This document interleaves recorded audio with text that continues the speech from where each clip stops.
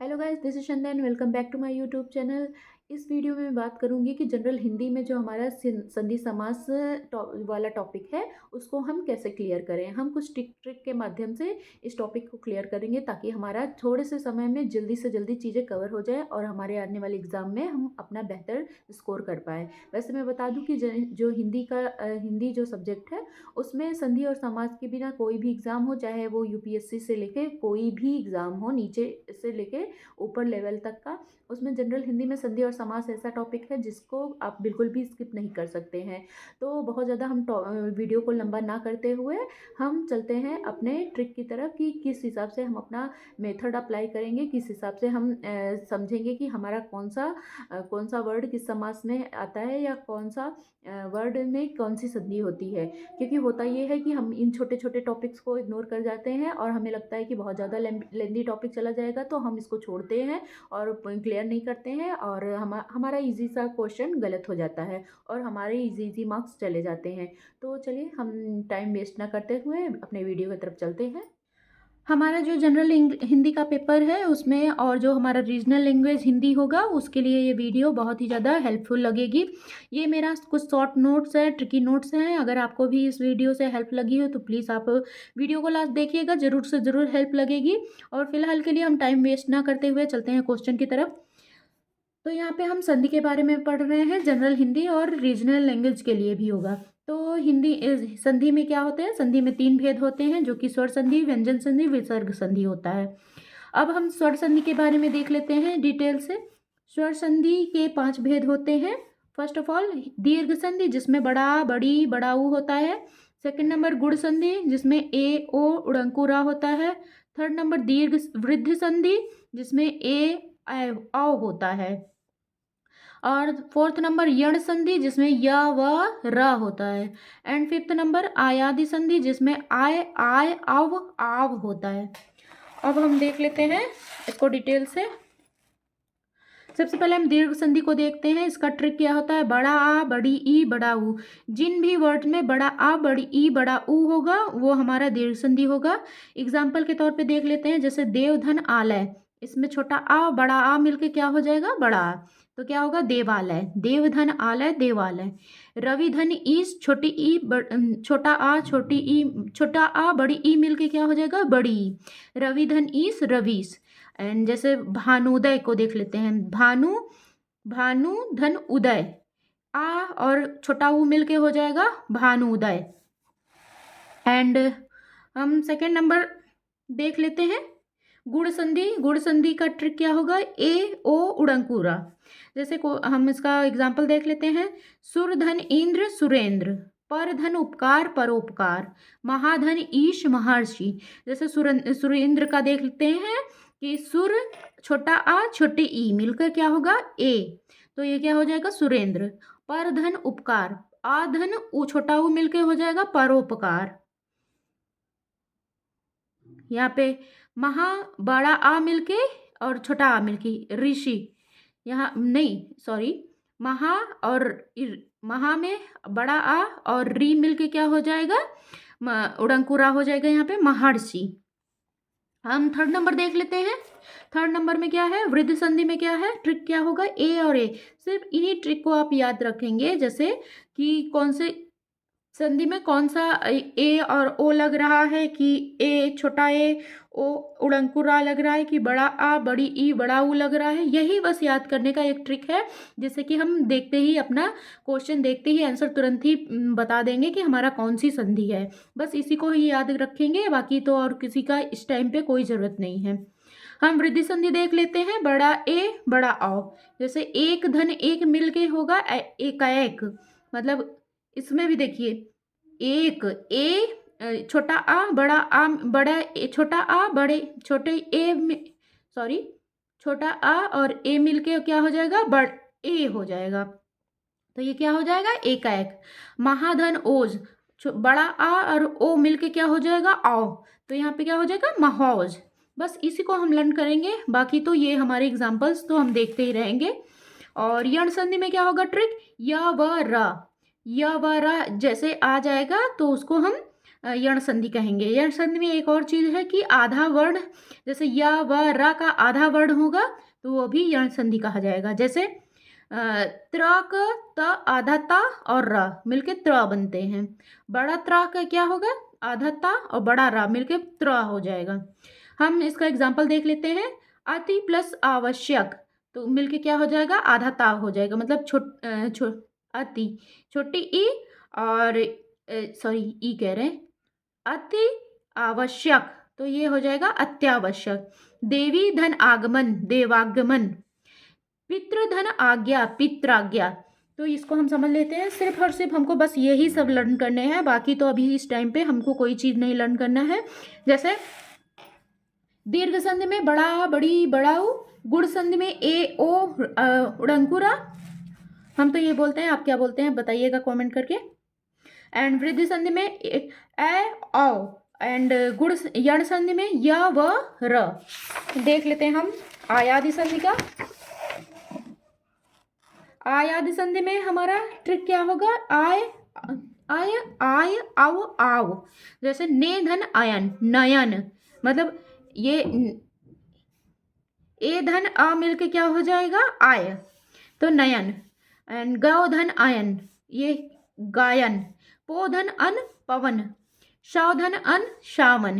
तो बस इसी को लर्न करना है। न प्लस अ प्लस य प्लस अ प्लस न मिलके नयन, ऐसे ही होगा। इसका मतलब तोड़ हमारा ये है, हम एग्जाम्पल इसका बता रहे हैं कि न धन अ धन य धन अ धन य न, तो टोटल मिल जाएगा नयन। तो अधिकतर इसमें एक और चीज़ हम पहचानेंगे कि अधिकतर 3 वर्ड होते हैं, मतलब अधिकतर अक्षरों की संख्या 3 होती है। ये हमारा आयादी संधि होगा। संधि हमारी कंप्लीट होती है। अगर आपको संधि और अब इससे शॉर्ट ट्रिक में तो बिल्कुल भी नहीं समझ में आएगा। सिर्फ आप इन चीज़ों को लर्न करेंगे तो डेफिनेटली आप पेपर में वर्क करेंगे, और आप ये प्रैक्टिस करके देखिएगा, आपको खुद ही समझ में आएगा कि ये ट्रिक कितनी कामगर है। सेकंड नंबर हम चलते हैं व्यंजन संधि पे। व्यंजन संधि के बाद स्वर या व्यंजन आने से जो परिवर्तन होते हैं उसे व्यंजन संधि कहते हैं। जैसे वाक धन ईश का क्या होगा वागीस, मतलब वाक धन ईस का क्या होगा वागीस। सत धन जन का क्या होगा सज्जन। इसमें ट्रिक क्या है, ये अंगा अंगा जो हो वो लास्ट में आधा माँ हो जाएगा। जैसे संक्षेप का क्या होगा सम धन छेप, तो इसका भी संक्षेप हो जाएगा। तो ये हमको यही बस इसमें या व्यंजन संधि में यही लर्न करना है। व्यंजन के बाद स्वर या व्यंजन आने से जो परिवर्तन होता है उसे व्यंजन संधि कहते हैं। तो इसको भी हम अच्छे से लर्न कर लेंगे। अब लास्ट है हमारा विसर्ग संधि। विसर्ग संधि में क्या होगा ट्रिक, श श र श ओ। तो इसका एग्जाम्पल हम यहीं से विसर्ग संधि को हम खाली ये डॉट डॉट से ही पहचान जाते हैं विसर्ग संधि कौन सा होगा।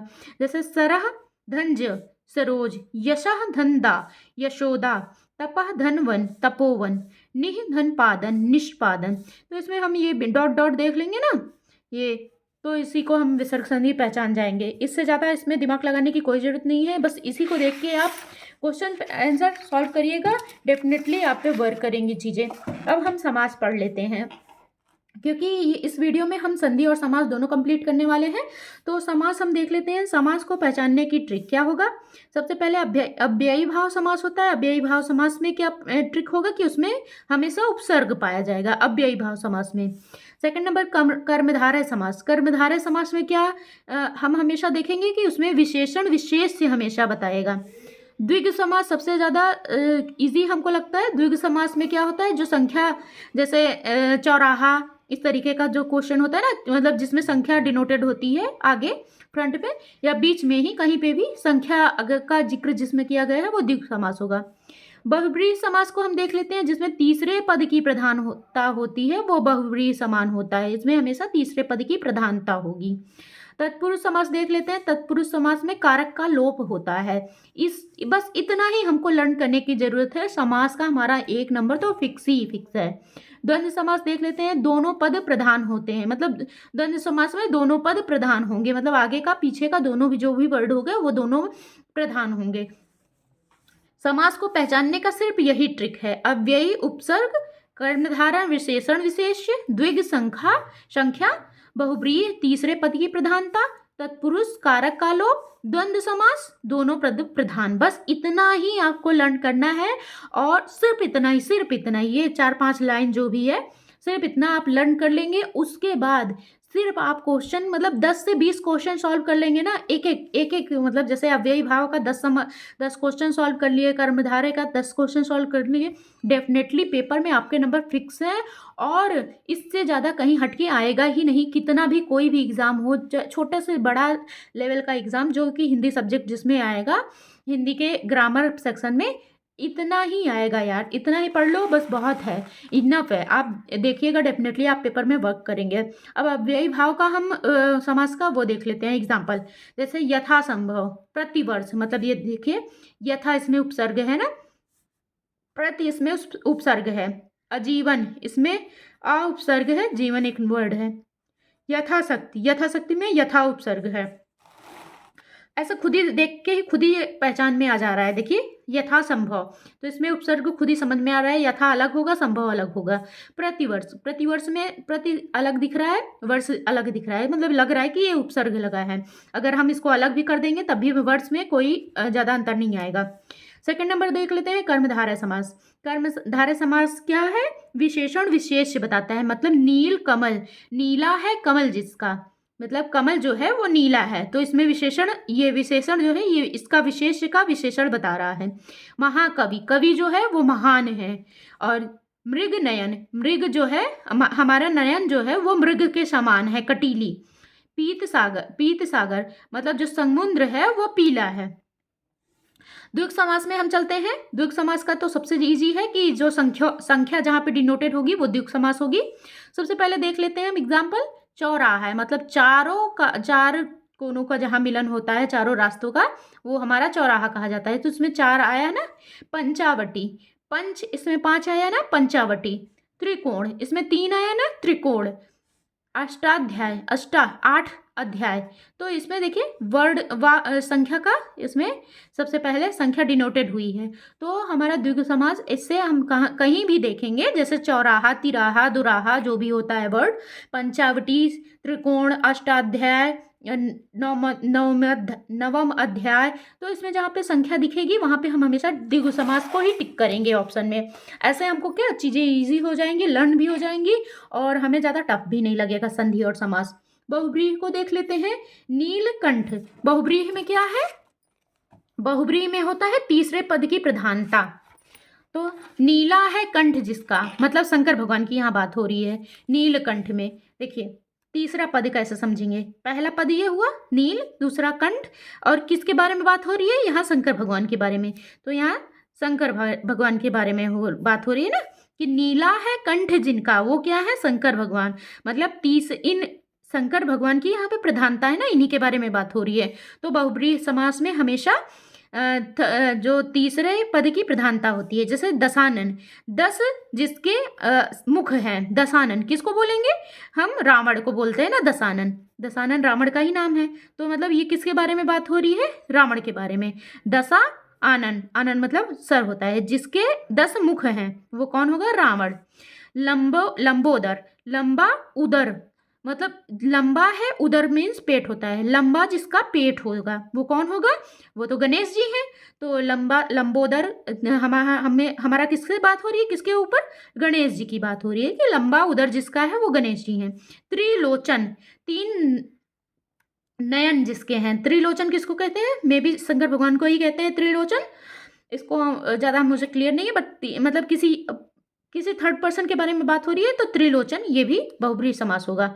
द्वंद्व समास, द्वंद्व समास में क्या है कि दोनों पद प्रधान होंगे। जैसे देखिए माता और पिता, इसमें माता की भी प्रधानता है और पिता की भी प्रधानता है, तो ये दोनों पद इसमें प्रधान होंगे। द्वंद्व समास भी बहुत ही ईजी है द्वंद्व समास। और देख लेते हैं दूसरा नंबर हम एग्जाम्पल। बहन भाई, बहन भी इसमें देखिए इसकी भी प्रधानता है, भाई की भी। दिन और रात, दिन की भी प्रधानता है, भाई रात की भी प्रधानता है, छोटा बड़ा दोनों की प्रधानता है। तत्पुरुष समास, तत्पुरुष समास क्या होगा? तत्पुरुष समास में हमारे क्या है कि कारक का लोप होता है, मतलब जिसके बारे में बात होती है वही इस वर्ड में नहीं होगा। जैसे राजपुत्र, राजा का पुत्र कौन होगा? मतलब यहाँ राजा का पुत्र राजपुत्र मतलब राजा का पुत्र, बात हो रही है राजा का, राजा यहाँ पे लोप है।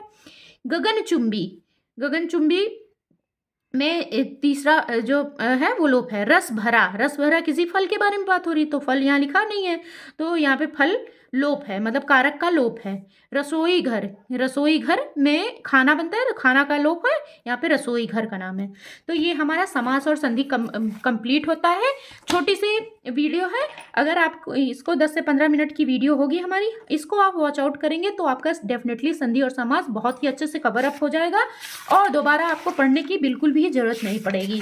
और अभी के टाइम पे सिर्फ हमको शॉर्ट नोट्स की ज़रूरत है, बस एक बार इन सबको देख के सिर्फ और सिर्फ आप प्रैक्टिस करिए और अभी कुछ नया पढ़ने की ज़रूरत नहीं है। बाकी आप रिवीजन करिए, टेस्ट दीजिए और रेस्ट ज़रूरी है, तो रेस्ट भी करिए, मतलब RTR ज़रूरी है।